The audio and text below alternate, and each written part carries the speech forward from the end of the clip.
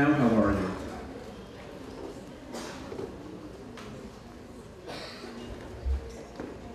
Good? Okay? Fine? So I don't have it up there. Remember our mood meter, our chart? Can you just show me where you are? Are you very pleasant and high energy? Anybody very pleasant, high energy? Upper right there? Anyone very pleasant but a little lower energy? Anyone unpleasant, low energy? And is anyone very unpleasant, high energy? I think he needs a hug. So whoever's sitting next to you. Okay. Again, it matters. So I will try my best to keep you engaged, but you also have to manage your emotions as well. So you have to try to manage your emotions so that you stay as open and flexible as possible. So we'll work at it together.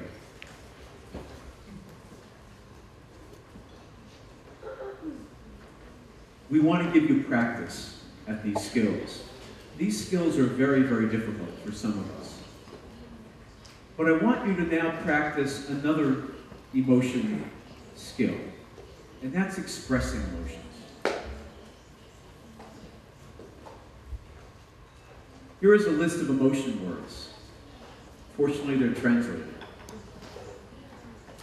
And I want you to turn to someone next to you or behind you.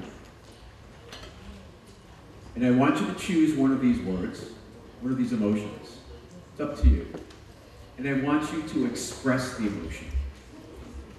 Don't use the word. You can do anything you want with your face, with your body. You can talk. Just don't use the word. And I want that other person to try to guess what emotion you're expressing. And I want you to do it in a natural way. And I'm going to walk around, and I'm going to make sure everyone does this. And we're going to lock the doors, and we're not going to let anyone leave until everyone tries this. So the sooner you do it, then we get to move along. Is that a deal? All right, pick a word. Is there somebody next to you or behind you? Pick a word, try to express that emotion.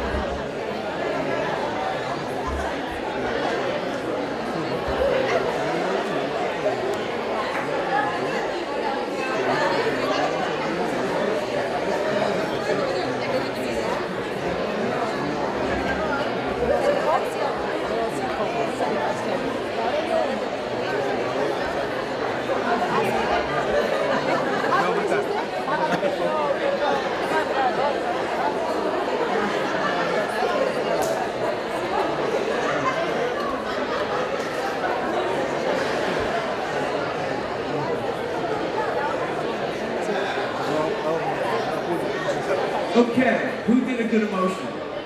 Who expressed, oh, back there? Did someone do a great job? Great. Did you express the emotion? Or you're volunteering your friend? Could you ask her to stand up and show us? Or your ex-friend? So you just volunteered someone. Can we see what you did? Would you mind? All right. Let's see. Why don't you stand? Let's see it. Let's see if we can guess.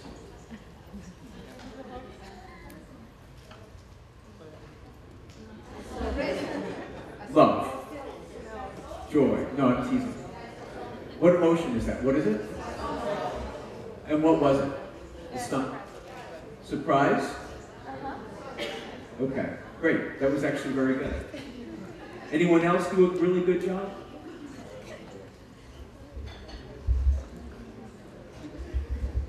Why is this important? Why is it important to know how to express emotions?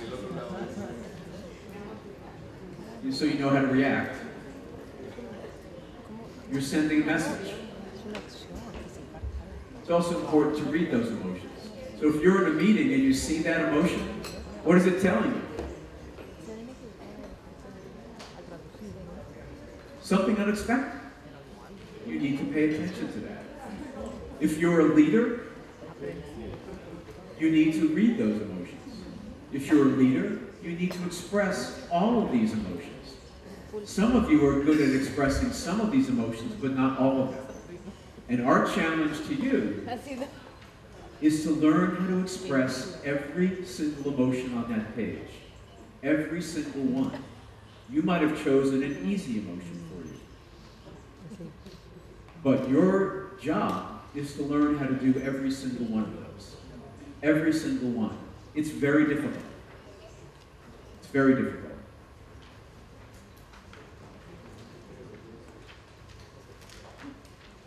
We're going to go ahead and try something else. That's emotional intelligence at its most basic. It gets harder. It gets more difficult. The second ability is generating emotions to facilitate thinking. The second ability is inspiring people. The second ability, we believe, is the heart and the core of leadership, about connecting with people and inspiring them. And what it says, effective leadership directly involves the use of emotion, often through symbolic management, where the leader uses symbols, stories, myths, to rouse and motivate staff, to guide them toward achievement of a shared vision. And we wrote that a few years ago, my colleagues, Jack Mayer and Peter Salovey. This is the ability of a leader to inspire. This is the ability of a leader to connect with other people. And this is actually extremely difficult to do.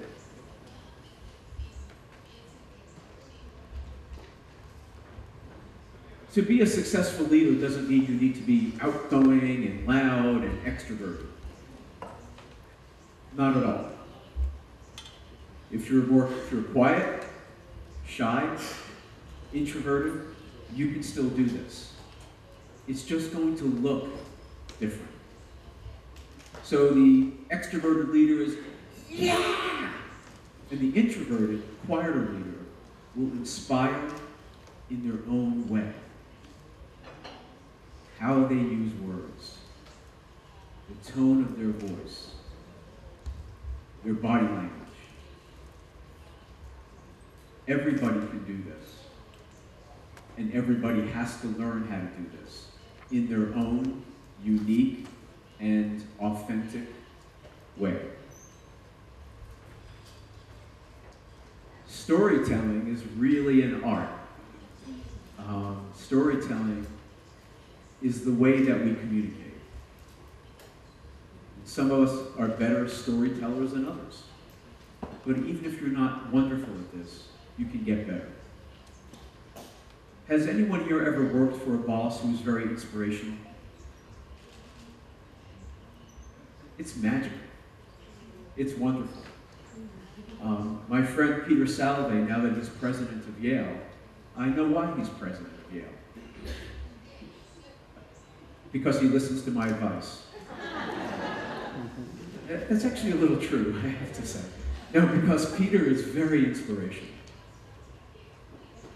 When you work for Peter, you really want to work for him. When he talks to you, he talks to you. He makes you believe. He makes you believe that you are the best, and he gets the best out of you. I will do anything for him. I'm his friend, I'm his colleague. He's also my boss now. I will do anything for him because he is a really, truly inspirational leader. It's a rare art, and he has mastered this art. But each and every one of you can do the same. And so I would like you to think about how you would do this. How do you inspire people? How do you motivate people? And rather than just think about it, I'm going to ask you to do it. I am not a very organized person, so you're going to have to help me with this one. I want you to gather 3 or 4 or 5 people next to you or behind you. And I want one of you to tell a story. And I want you to tell a story when you felt deeply moved. The instructions will say when you felt really inspired. You can ignore that. I want you to think of a time when you were deeply moved, when you felt something very strongly. And I want you to tell that story in just 2 or 3 minutes. Why? I want you to learn how to inspire people and make a strong emotional connection with them.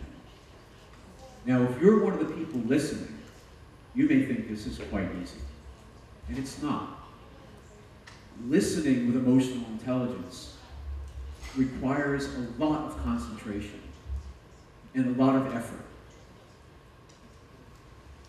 You have to really listen. You have to put aside how you feel for the moment. You have to not check messages. You have to pay attention to what the person is saying and how the person is saying it. And I want you to listen to that story and try to feel what that person feels. Now, you may not have had that same experience, but that's the whole point of emotional empathy. It's your ability as a listener to feel what someone else feels, even though you've never been in that same situation.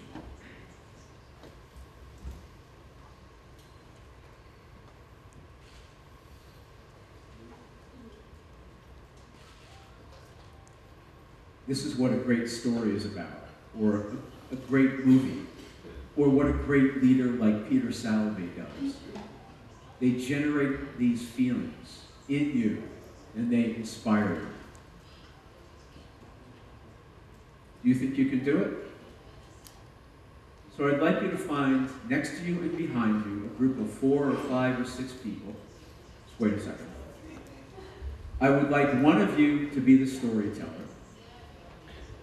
If you really feel uncomfortable doing it, you are the exact person who should tell the story.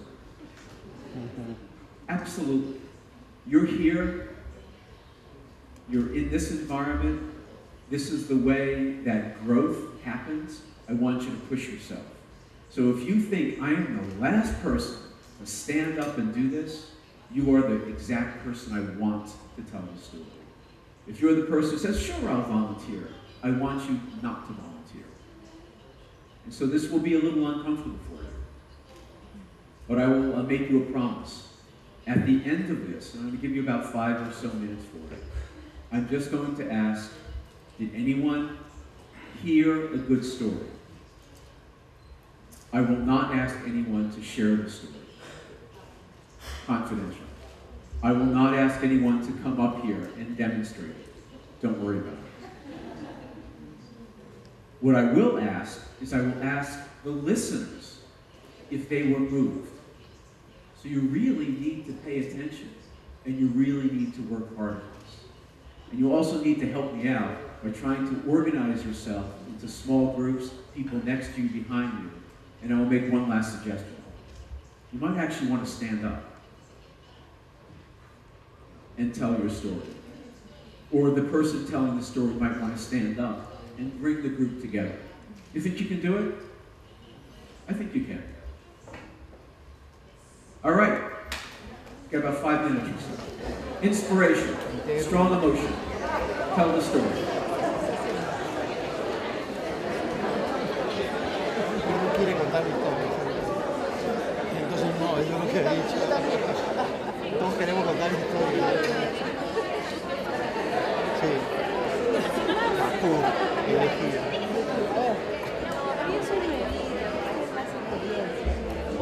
Gracias. Esto te va a ayudar.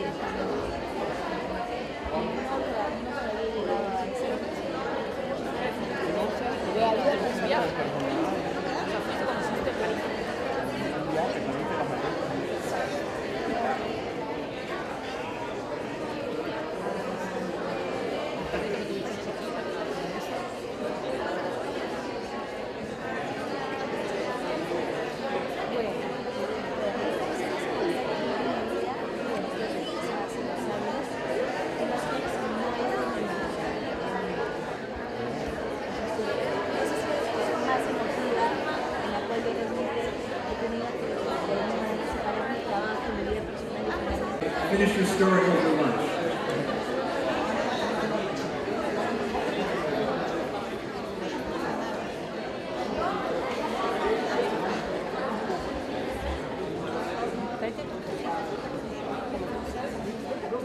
Did anyone hear a good story?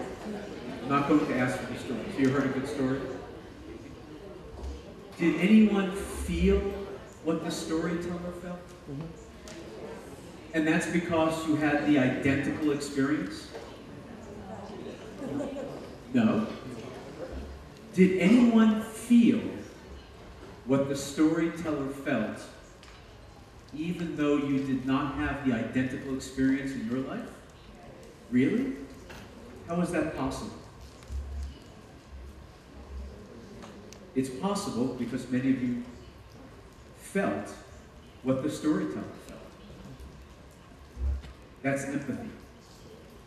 That's emotional empathy. It's your ability to feel what someone else feels.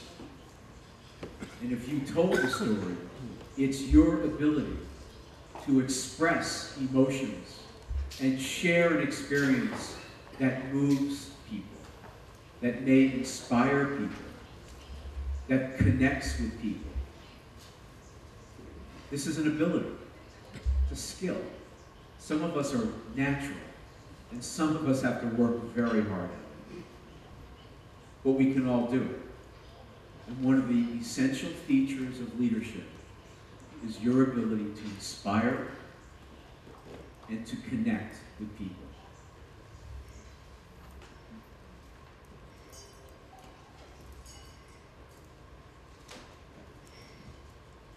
And everyone has to do this. It's not optional. If you want to be a good leader, actually, if you want to be a good friend, you need to be able to listen and to connect.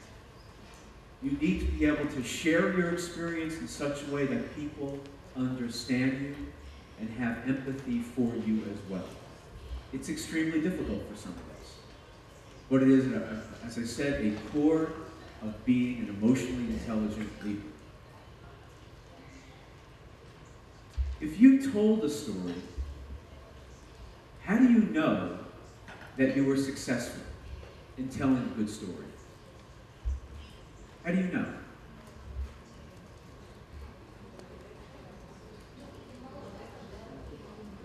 The emotions of other people?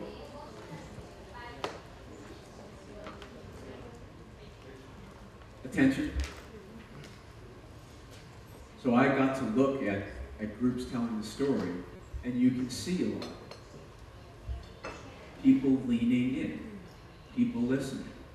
Some of you may not even be aware, but you, if the storyteller was going, you as a listener were reflecting what the storyteller was doing, or you were nodding your head, or smiling, or did anyone hear a sad story? Some of you did. Again, I don't want to ask for what the story was, but looking at your faces, there was a real look of concern.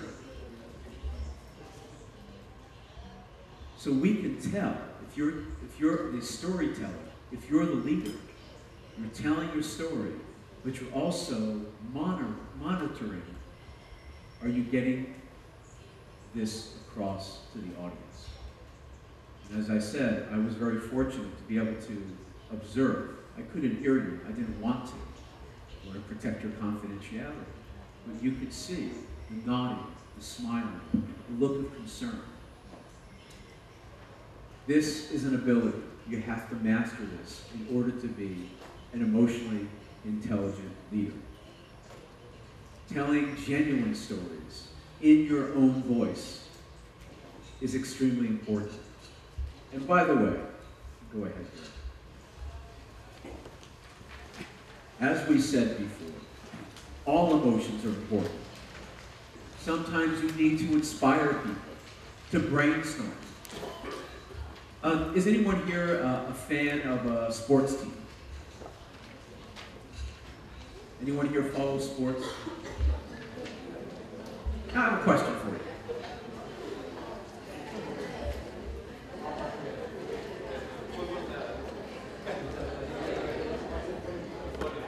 Oh, maybe I shouldn't talk about it here. Okay.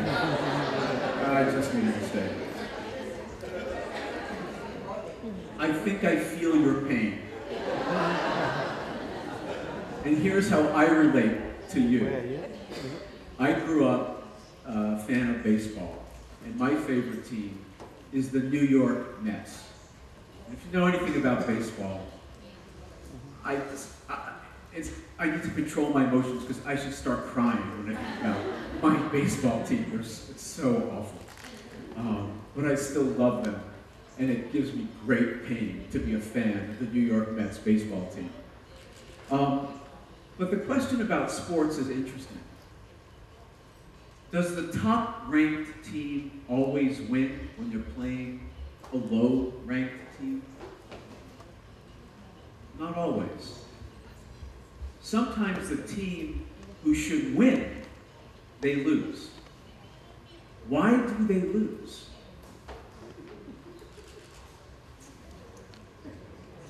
I ask the question, does the coach matter?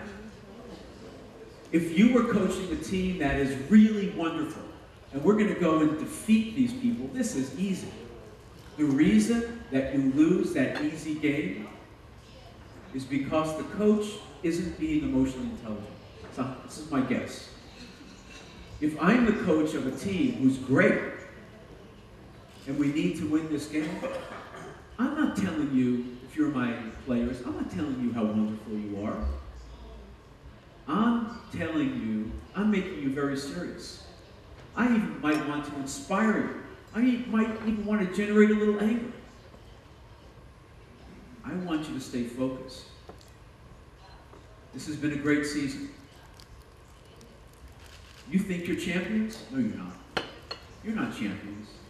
You need to win this game. And you're going to play this game like it's the most important thing in your life. They're not giving you a trophy just for showing up in this field. That trophy comes from winning.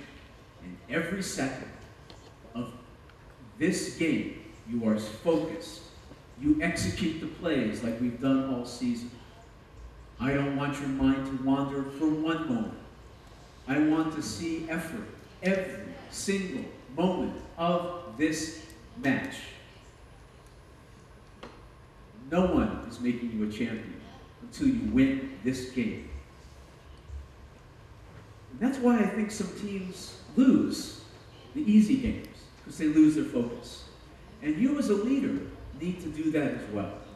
You need to make sure that you tell the right story at the right time. You need to keep your players on your team at work focused on the goal. Literally, and maybe figuratively, focused on the goal. That's up to you. You have that control. So your job is to tell a story to generate the emotions in your team based on what you're asking them to do. And sometimes it's the end of the week, it's a Friday, everyone's happy, looking forward to the weekend, but you still have one more important meeting to have. And so the story you tell is one that's a little more serious. You talk about how important it is to get the budget perfect. We cannot have a single error in this document. One error after 12 months of hard work will be a disaster. One error in this document will destroy the fortunes of our company. One error. I need you to pay attention. So, the emotionally intelligent leader knows that they have to sometimes inspire and sometimes focus. So not only do you have to tell a story and tell it well, but you have to match the story to the task. So your job, if you thought your job as a leader was difficult, it's actually a lot harder than you thought. It really is truly a lot of work. It's mental effort, it's emotional effort. There's a whole host of skills that you must be a master of, we believe, in order to be as effective as possible.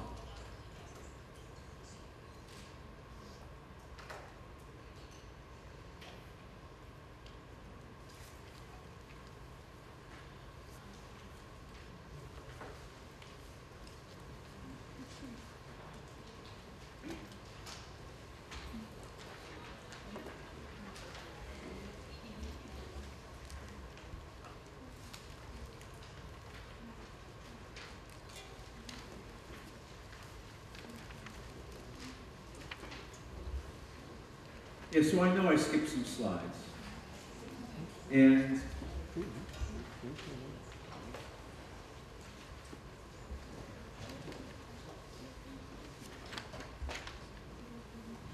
we go.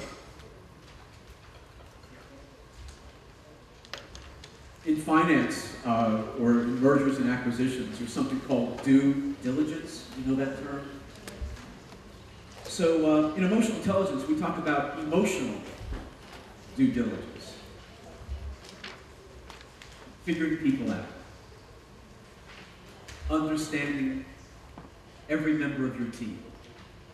Understanding your boss. Does everyone know what would make their boss happy? Do you know what would make your boss angry?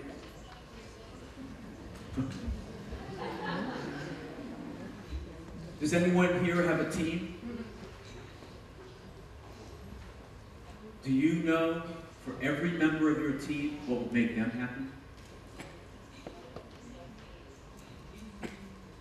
Do you know what would make every member of your team sad?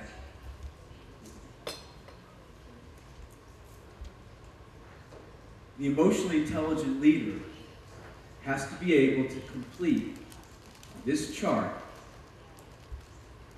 on themselves and for their boss and for every member of their team. Why? Well, let's say I have a member of my team who did a wonderful job. And let's say this is our team.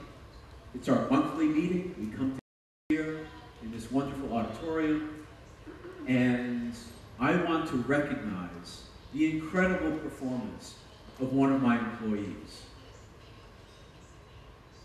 And so what do? Well, I'm an outgoing, friendly, extroverted person. So I think everybody is the same way. And I tell my employee of the month, come on up on the stage. And congratulations, you're wonderful. What if she is very shy? What have I just done? Have I rewarded that person? I've probably either made them very sad or really angry with me. That's why it's important. It's about motivating people and avoiding problems. There's a dean at Yale University. After my first month in my job there at Yale, I ran a meeting. And this one dean has a reputation of being very tough. So I was a little worried when he was in the meeting.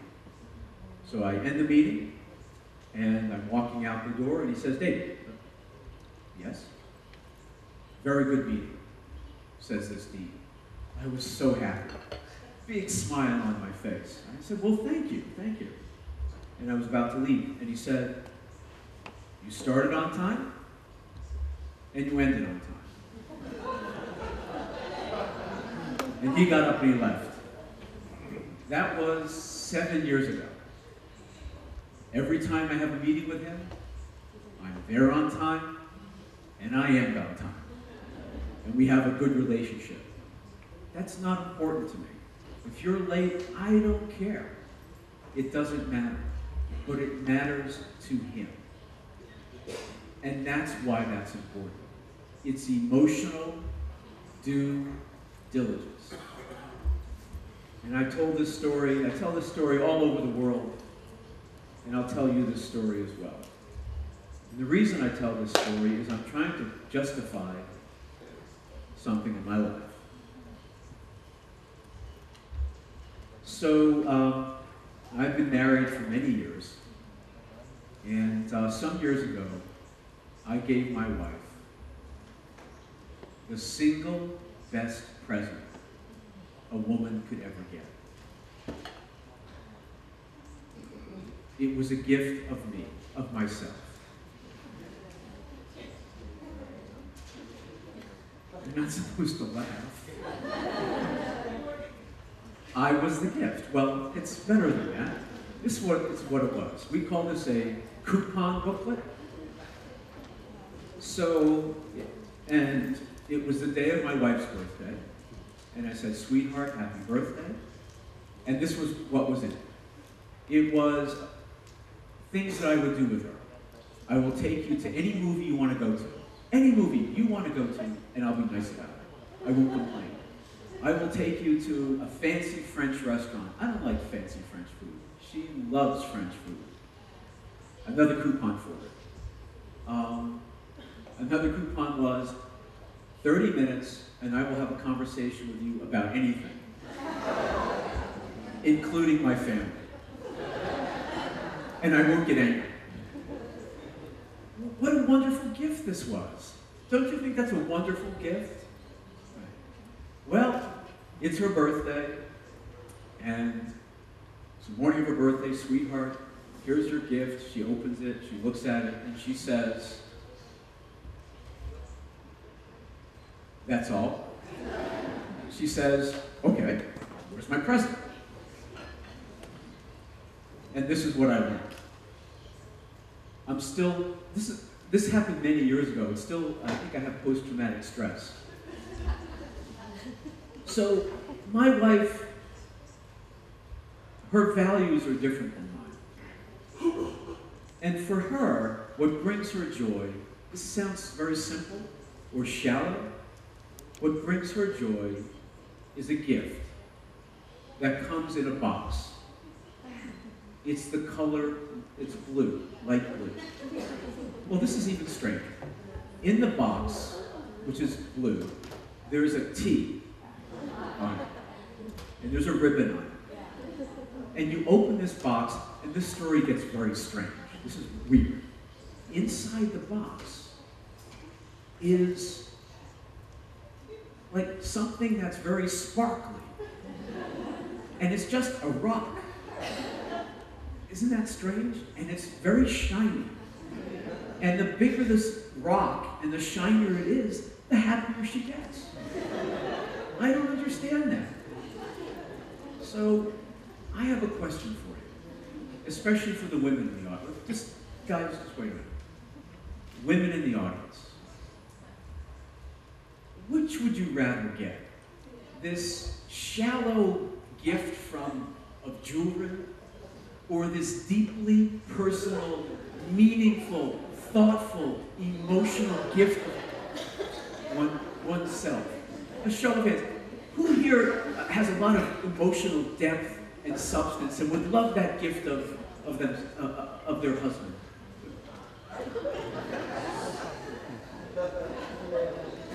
Oh my God. I cannot go home and tell her. I'm very disappointed. Oh man. What am I going to do? All right, the men in the audience. Don't you think that was a great idea? Guys, raise your hand. Don't you think that's a great idea? Thank you, gentlemen. That's my social support group. Thank you, gentlemen. Another gender difference. Really? I don't understand. Oh, men. If you're married or about to be married, 2 lessons. One is you give the gift that your wife wants, not the gift that you want. So don't give her a fishing rod or things like that, or tickets to the football match. That may not go over well. Here's the other tip, emotional intelligence tip for marriage. And it took me a while to figure this out. Birthdays, anniversaries, every year. You can't just do it once. So that means like add it all up, all these holidays, anniversary. You have to do it on all these events, and it happens every year. You can't skip a year. So that's my advice for a happy marriage, which I've been trying to figure out for more than 30 years. So what makes you happy at work? How could we reward you at work? Let's say I can't pay you more. What could we do for you that would make you happy? Turn to the person next to you or behind you and just indicate, what would you like your boss to know that you would find rewarding? How can we motivate you? And then I'm going to ask for some ideas from you. Just take a minute or so. What would make you happy at work? How do we reward you?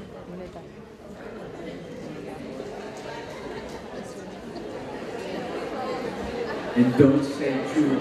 No jewelry. No rings.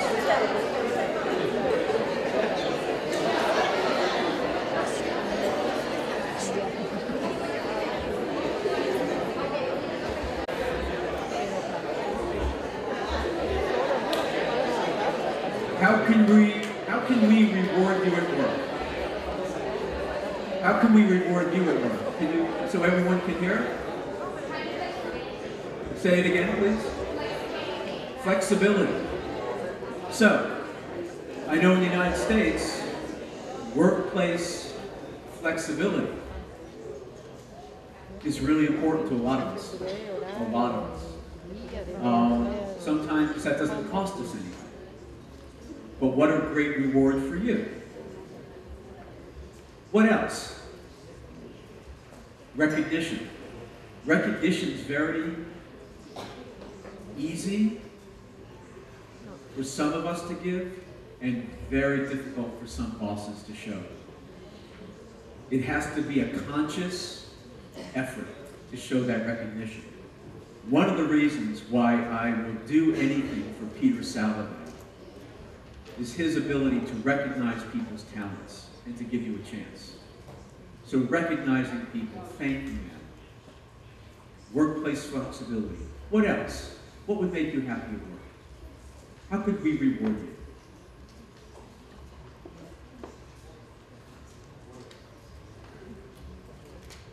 What else? Say it again.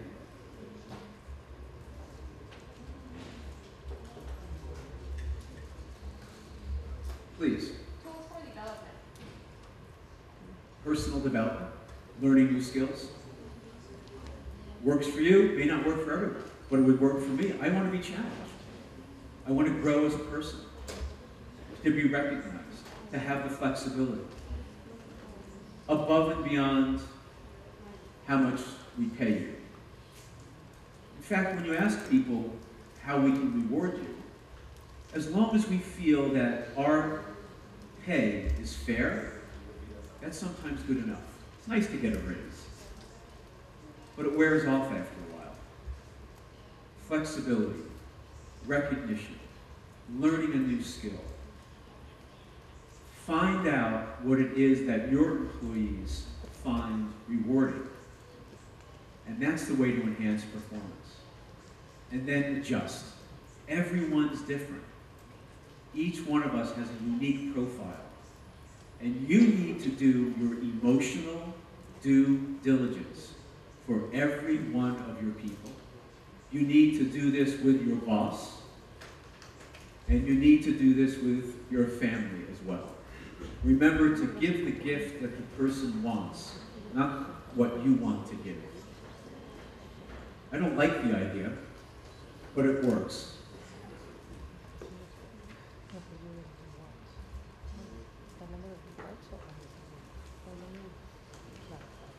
I want to talk about one of the key skills, managing emotions.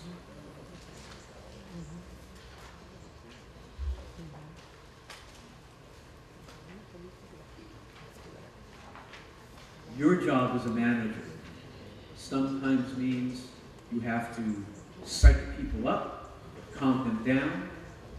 You have to manage your own emotions. You have to manage others' emotions. You have to make sure that we're engaged, that we have the right energy level, positive emotions, negative emotions, depending on the situation. However, this is what we're taught at work.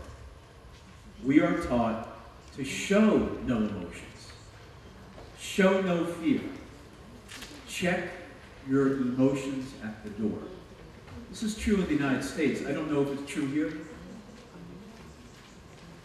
Generally, we should be professional. I don't know if that's the case in Peru. And professional means kind of calm and sometimes without a lot of passion or emotion. This is true all over the place. But there's a problem with this. And in order to do this, we're going to do a demonstration. And I'm going to need your help with this demonstration. And for this demonstration, we need people whose ability to read English is very strong.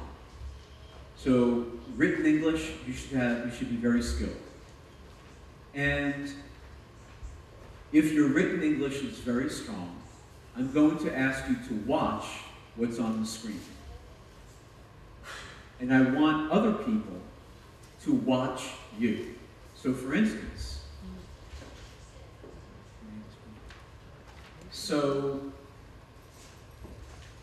if she is watching the screen, I would want the person in front of her to turn around and watch you. And I want you to see how she's feeling.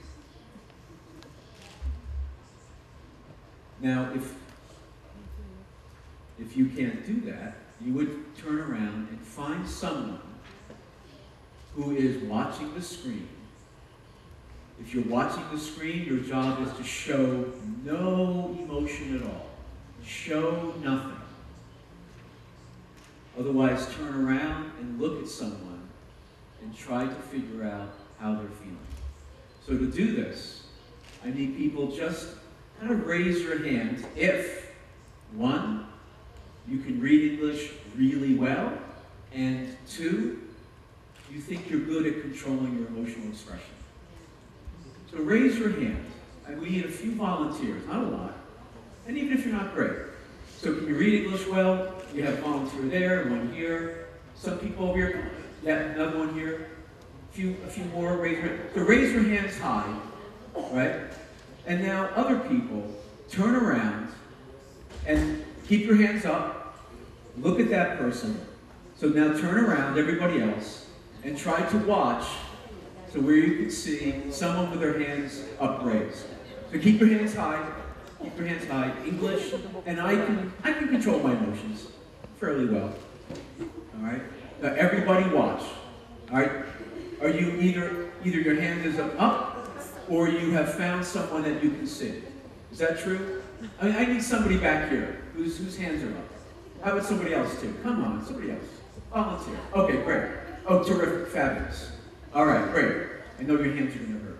So here's what we're going to do.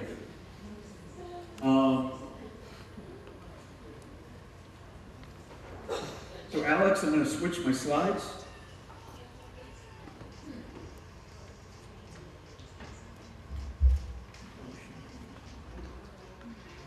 All right.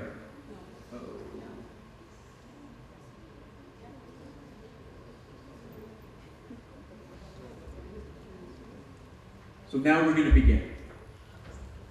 Those people who are going to read English, I want you to keep a straight face. Everybody else, turn around and look at one of those people. So do that. Turn around and find one of those people. Why don't you raise your hand again so we know who we're watching? A couple more people. Terrific. All right, if you're watching the screen, yeah, actually, would you mind maybe standing up so we can see who you are, those who are volunteers? Maybe it's easier to see you. Yeah, why don't you stand up, the volunteers? A few more in the back, right? You guys were volunteering. This way we know who you are. You know who you are. Very good. So, everyone else turn around and watch one of the people standing up. Thank you so much. And if you're one of our volunteers, do you understand what I'm asking you to do? Okay. Can you see the screen? All right, everybody else should be watching at the back. Don't look up front. Are you ready to begin? We're going to begin. Please observe their emotional expressions, if any.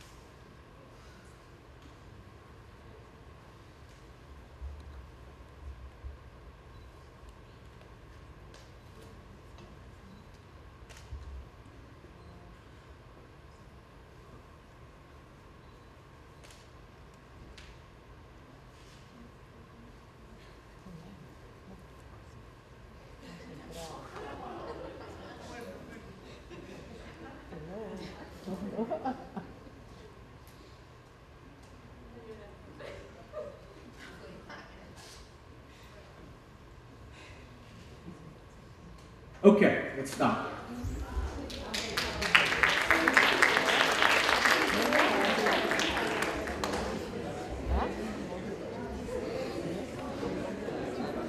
Did anyone do a good job?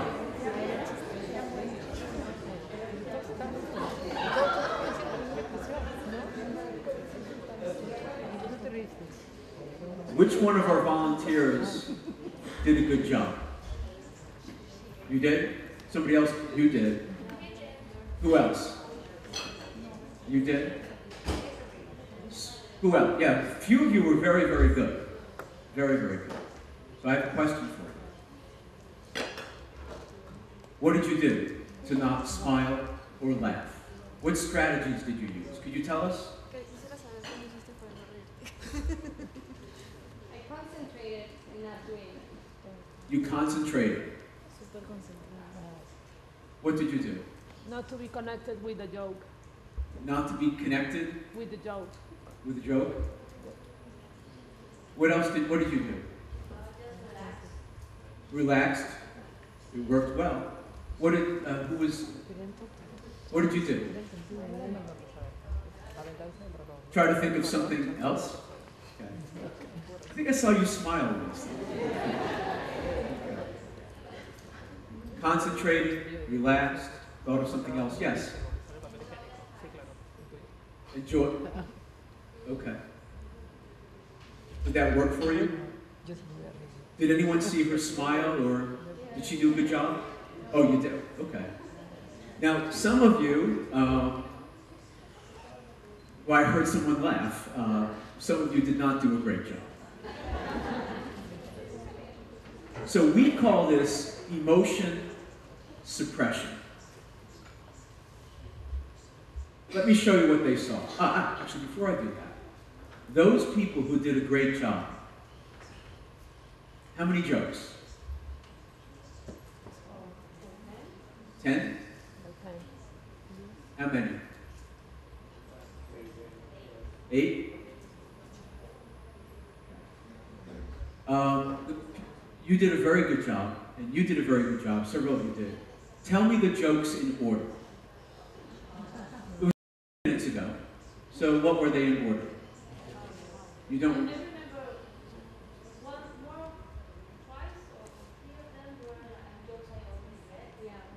Okay, but what were they? What were the jokes in order? You don't... what were the jokes in order? Really?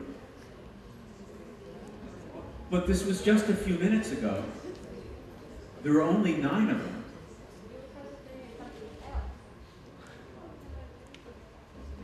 Great. Let's show you what they saw. So we first said, 1, there were 9. 2,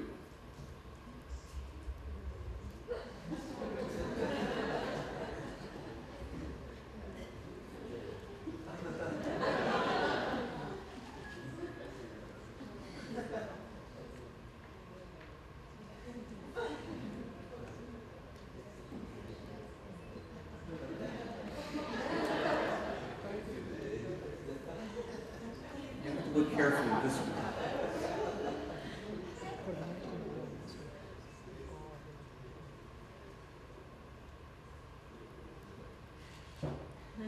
This works in the United States.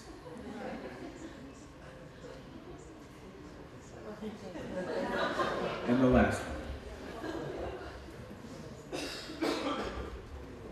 So those of you who did a great job at suppressing your emotional display couldn't remember how many jokes or the order. Why?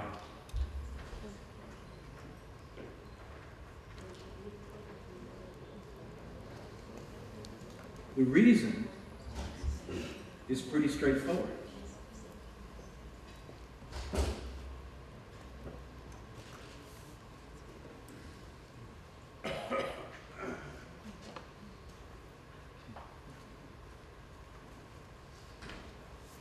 This is the reason. It's called the cognitive costs of emotional suppression. You were relaxing, concentrating on something else, thinking about something else. You're doing whatever it took not to smile or not to laugh. And that takes resources. And so you don't remember what happened. In your companies, have you ever been in a meeting where someone said something very upsetting or personal attack or made you angry? And what you want to do is just go yell at that person or complain, but you can't. You simply have to nod your head and smile. This happens to all of us. You have to suppress your anger. And that's probably the right thing to do. But there is a cost to it. The meeting goes on. At the end of the meeting, someone says, how did it go? I think it went fine. What actions are we taking?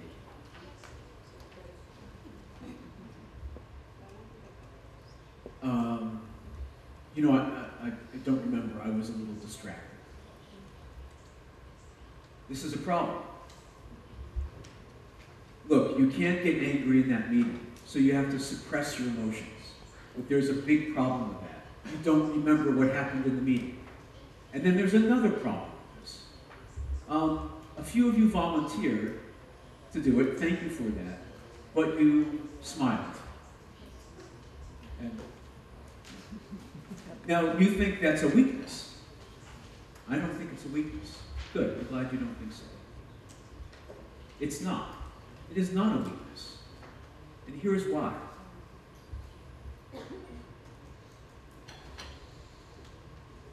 Have you ever been in a situation where one of your employees asks you a question and you can't give them the answer because it's confidential? Or, hey boss, should I worry about my job? And yes, the answer is you should definitely be worried about your job. But I can't tell you that. So I just smile, nod my head and say, oh no, don't worry about that at all. If you're not perfect at suppressing, that colleague of yours is looking at you and thinking, there's something wrong here. It's not making any sense. Is that the way to build trust? Not really. The message you are sending is don't trust me. The message you're sending is you ask me for my opinion, I'm not going to give it to you. It erodes trust. It's even worse in families. Is anyone here a parent? Have you ever gone home at the end of a terrible day at work and your child has asked you, Mommy, Daddy, how was work today? And what do you say? Fine. How was your day at school, sweetheart? What did you just do to your child? You just lied to your child. Let's be honest, you just lied, right? Why did you lie? To protect that child. You're the parent, they're the child. Life is difficult. You want to be supportive of your family. You want to be supportive of your employees. You want to be supportive of your colleagues. So you lie. That's actually what it is. But you do it for good reasons. The problem is, if you're not great at this, that child will realize when you said, oh son, oh it was great, it was a good day. It was, yeah, how was school? They're going to realize there's something wrong there. And you've just taught them, we don't talk about emotions in our family. And when I ask you a question, you don't tell me the truth. That is not how you want to raise your children, and I don't think that's the way you want to lead in your organizations. So you are going to have to find a whole set of other strategies. If emotional suppression doesn't work, what does? Well, the good news is other things do work. When we talk about preventative strategies, preventing an unwanted emotion, or responsive strategies.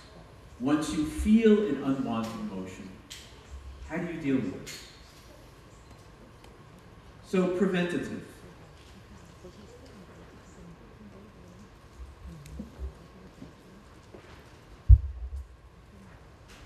So there is a group on the Yale campus, a research group, and I found it really, really frustrating to work with them. Every 2 weeks, there is a research meeting and I go and I just get angry for a lot of reasons.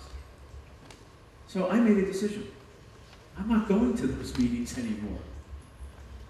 And it's been very helpful. It's been extremely helpful. I have colleagues who are always, they have Google alerts on their names, and they will say, send me articles. Did you read the comments about this article? It's so upsetting. I have to tell you, I don't read them anymore. Now, maybe this isn't a strategy you would use, and maybe sometimes you can't use this strategy, but you can select a different situation. You can avoid the situation that brings you pain, or sorrow, or fear, or anxiety, or anger.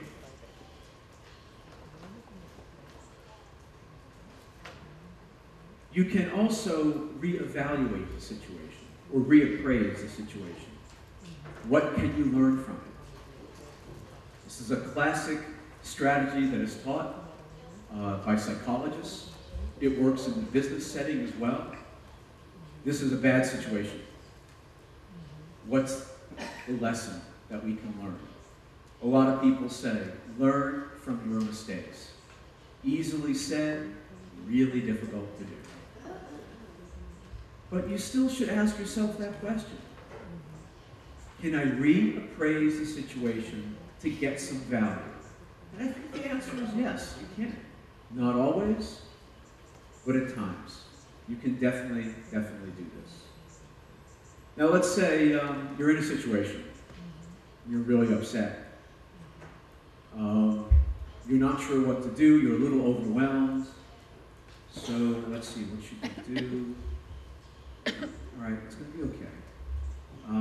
Timing is the time. Everything's fine. Okay, the jokes are funny to me, maybe not to them. But I think I'll be okay. I'm talking to myself. Self-talk. We all do this. The key to this strategy is don't do it out loud, because then people think you're crazy. Right? But in that meeting, if you're upset, if you're anxious, you're angry, okay, calm down, everything's going to be fine, we're good.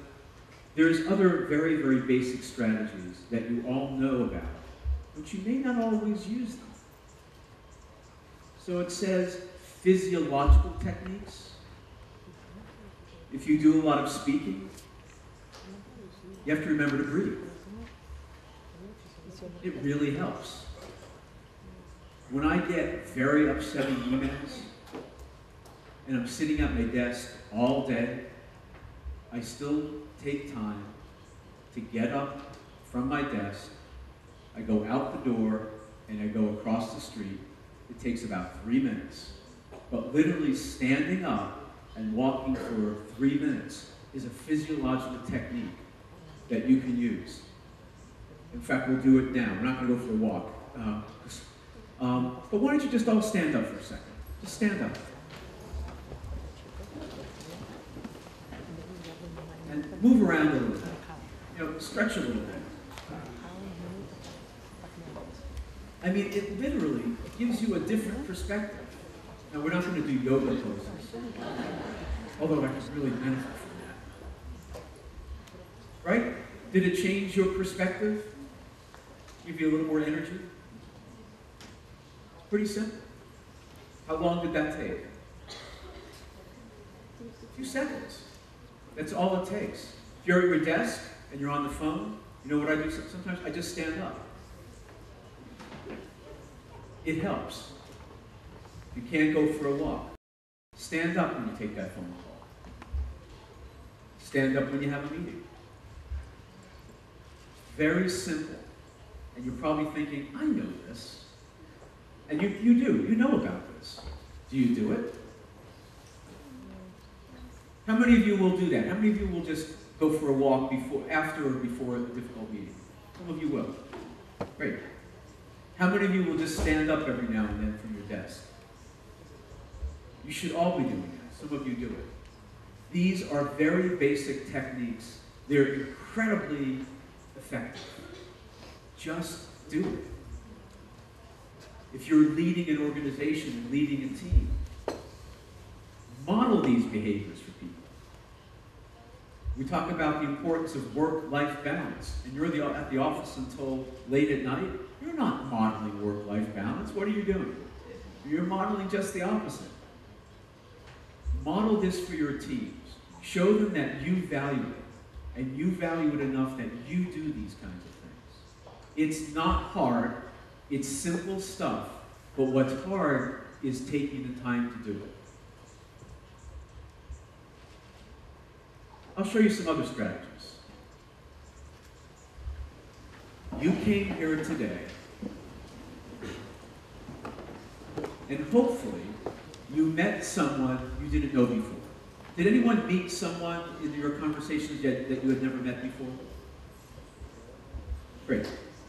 I asked you to turn around, or turn to someone next to you, in the hopes that you would expand your network. Why? The single most effective emotion management strategy is social support, is having a network. It could be someone in your organization. It could be a colleague that you went to school with. It could be someone that you met at a conference. The single most effective strategy is social support. Unfortunately, it's the single strategy where that also has the largest difference between men and women. Why don't you guess? Who uses this strategy more, men or women? Yeah, unfortunately that is true. So, for the men in the group, maybe you don't call your friend and share your feelings. That's okay, but share something. How's it going? Hey, how about, did you watch the match last night? How's the family? Well, maybe not, because you'll get depressed. Contact them. Text message, email, call. Put it in your calendar. As funny as this seems, if you don't do this, schedule it. Every week, every other week, once a month, you make that phone call. You stay in touch with your network. You expand your network. Not because it's just smart business, because it is. It's good for you. It's good for you emotionally. You came here and took many hours of your busy day. This is social support. It's extremely effective. Exchange that business card. Exchange names. Shake that hand. Extend your network and keep in touch. I have been very fortunate that I met Jack Mayer, one of the founders of this field. Wow, I met Jack 34 years ago. 34 years ago. I met Peter Salovey. I met Peter Salovey 30 years ago. I talk to Jack all the time. I talk to Peter a lot. 30 years of friendship, and it's deeply important to me. And I make sure I spend the time, and I call Jack. I go to Peter's office and hope that I can say hello to him. I tell him anytime you have a free moment for a cup of coffee, I will be there. This is extremely important. And what do we talk about? We talk about work. Sometimes we talk about our families. But that network is the single most effective emotion management strategy that you can use. And don't forget that. There are other strategies as well. We call it an intervening moment. The moment between when someone says something or something happens and you get really angry and you're about to say something and you really shouldn't say that. That probably doesn't happen to anybody here. You might have does someone have a friend that this happens to? Do you have a friend who maybe regretted saying something or doing something? I have a lot of those friends. So what do? You have to practice this intervening moment. And there's a lot of different things you can do. Some of these seem very simple, and they're really easy. Here's the problem. You have to do it. And you have to practice. You have to practice. It says count to 10. What did you just say? What did you just say to me? Before, maybe it's not 10. Maybe it's 2. Count to 10. Count to 6. Count to 2. You can think it. Don't say it. But you have to practice this. When you're driving in traffic, which, you know, it's not bad here in Lima, right? That may not happen here. In other cities, all right, just made you anxious and angry. But use the time effectively. Practice these strategies. Imagine yourself in a situation, in a meeting, someone says something to you, and you feel that you feel the anger rising. You feel it. Okay, practice. This always happens. I have a meeting. Count to 1, 2. You have to practice this stuff. You can't just read it on the screen. You must practice it. Take that deep breath. We mentioned it before. Walk into another room. Just so you're in a difficult meeting, a difficult conversation. I've done this on the phone. Someone has told me something, and I can't believe it. How many times have we talked about this? I can't believe it. You know what? And I admit this. I sometimes tell a lie. If I'm on the phone, I'll say, I'm sorry, the dean just walked in, and I need to talk to her. Let me call you back. The dean didn't walk into my office. I lied, but I hung up the phone because I was so angry and so upset. I was worried about what I would say. So it gives you just that minute to say, okay, I'm really upset. I know why I'm upset. I should be upset. But I don't want to make the situation worse. So you walk up, you walk away, you take a moment. We're also very good about giving advice to other people. So sometimes if you take that moment, think about what you would tell a friend to do. I'm about to call that person all these bad names. Is that what you would advise your friend to do?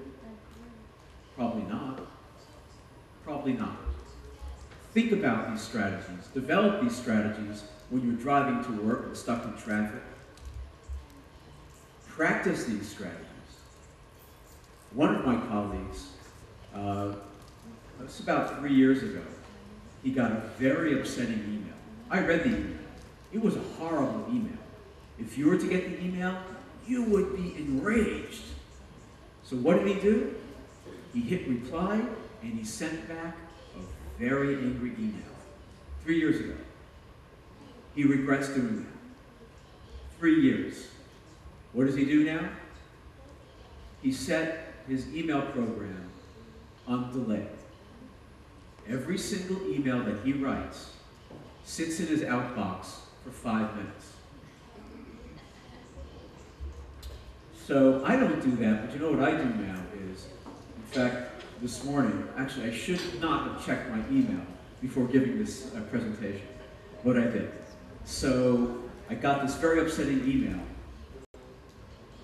I hit reply all, but then I deleted the names, and I wrote the email, and I saved it. And I'm glad I did, because when I go back later after the break, I'm going to change it. Because basically what I wanted to say is, are you an idiot? I mean, you have to. To our people in the booth who are translating my words, please don't translate this. My thought was, are you fucking out of your mind? You gotta be fucking kidding me.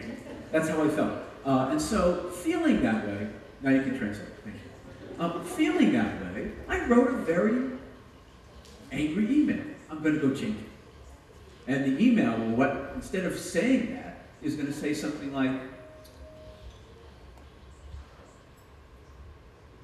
it's really important to make sure that we have an understanding of the scope of work before we start the project. So if you could really keep this in mind in the future, I would very much appreciate it.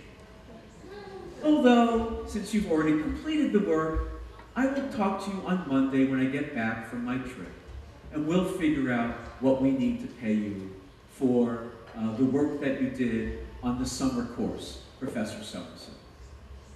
Sincerely yours, David.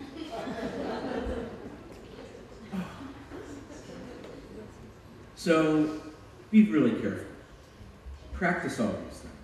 It's extremely important.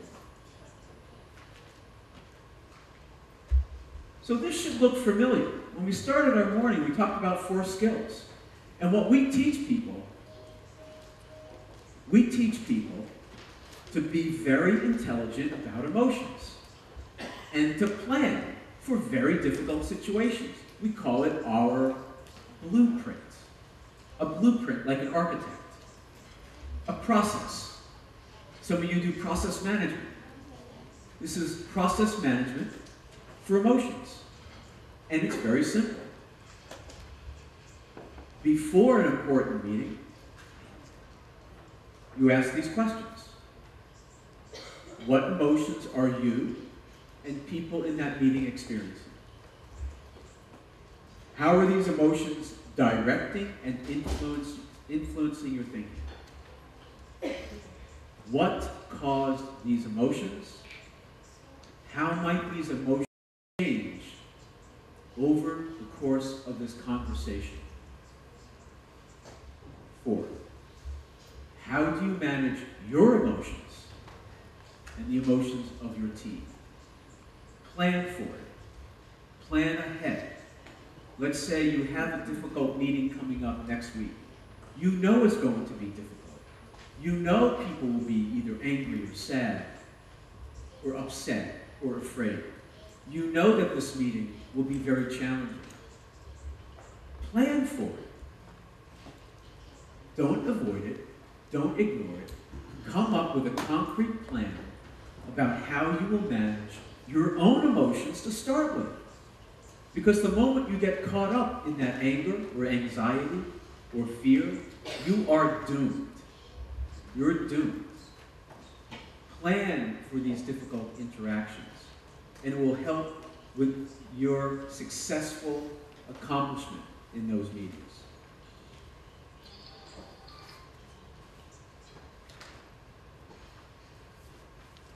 Let's try this. Alex, are you back there? I want to show you a quick video. Alex, let's see if this works. So I'm going to ask you to watch a 3-minute video. It might be hard to hear, and the Spanish may not be so good, but it will give you a sense as to a conflict that should have been better handled. So let's see if it works. Alex?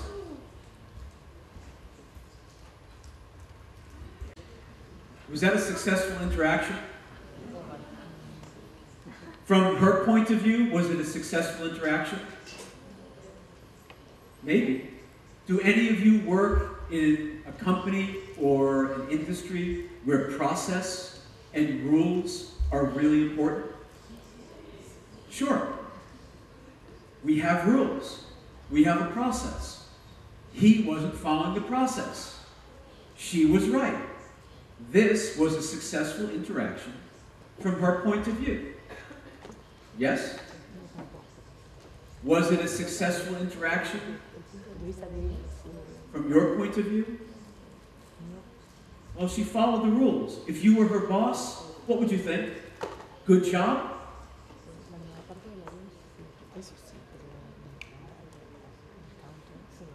Yes or no? Raise your hand. Did she do a good job? We teach our flight attendants, follow the rules, follow the process. It's about safety. Right? She did a good job. Would you reward her? Who would reward her? Didn't she follow the rules?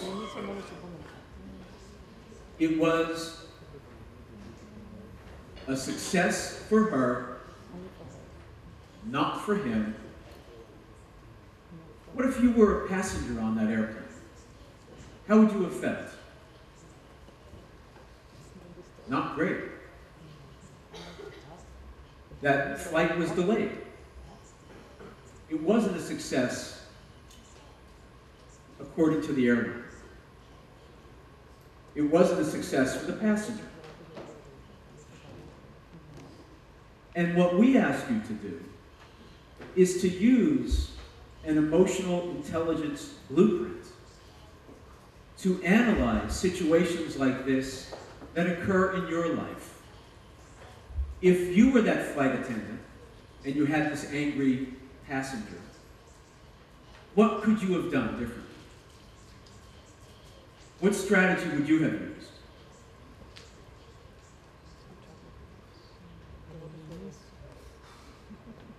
Would you have done the same thing?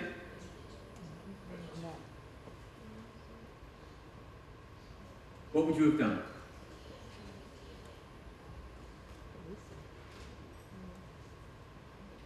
You would do the same exact thing that she did? Would anyone have handled it differently? Okay.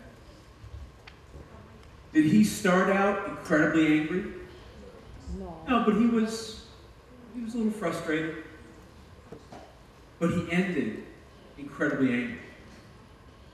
Would it be easier to intervene at the beginning or the end? At the beginning. Even though you have to follow the rules, and even though process is very important, you can still be emotionally intelligent. What if she said, "I'm sorry, sir. The airline has very strict rules about boarding.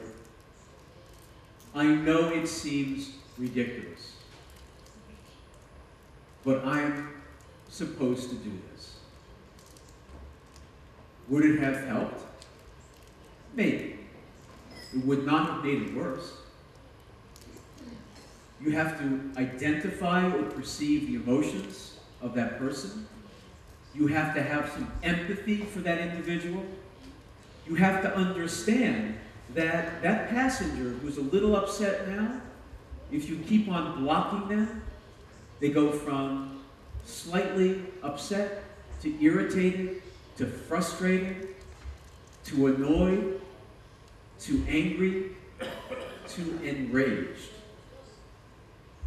And you have to be smart enough to stop that chain. Stop it early whenever you can by engaging in these kinds of strategies. And we won't do it today, but to help you plan for action, we list a bunch of questions. Before your next meeting, think about it. How did you feel during the interaction? How do you feel about it now? Was there a better way to have handled it? We list a series of questions to help you develop your own emotional intelligence blueprint so you avoid a disaster like you just saw. Either avoid it, or when you find yourself in the middle of a difficult negotiation, an angry meeting, you should be ready to deal with it. You should have thought about those strategies that you can use. Think about it now as opposed to after. Athletes practice. Athletes practice every day, and they stretch, and they warm up, and they cool down. You are corporate athletes. You need to practice this. It just doesn't happen on its own. So during our conversation, here's what I hope you can take away. That emotions are data.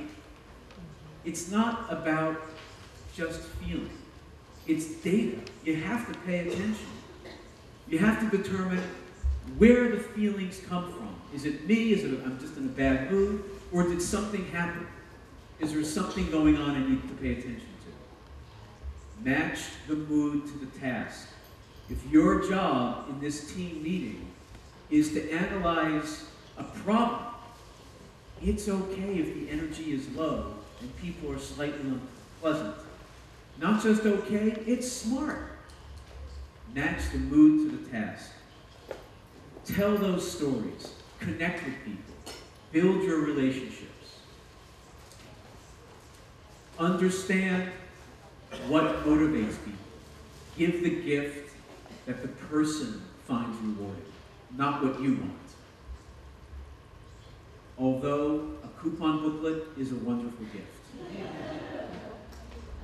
And then make sure you manage emotions effectively. Have a plan. Have a plan now, not after the fact. I want you to leave here today and go on your break, and I would like you to leave in a pleasant mood. If you have energy, that's great, but I want you to be happy about it. And the way to do that is not for me, but it's for each of you to generate some positive moods. And the way to do that is, again, in a moment, I'm going to ask you to stand up, and with people next to you, the groups that you've been talking to, look at them, give them a big smile, shake their hand, and tell them how pleased you were to meet them and to spend the morning with them. So just please, everybody stand up, turn to a few people, big smile, handshake, a big hug.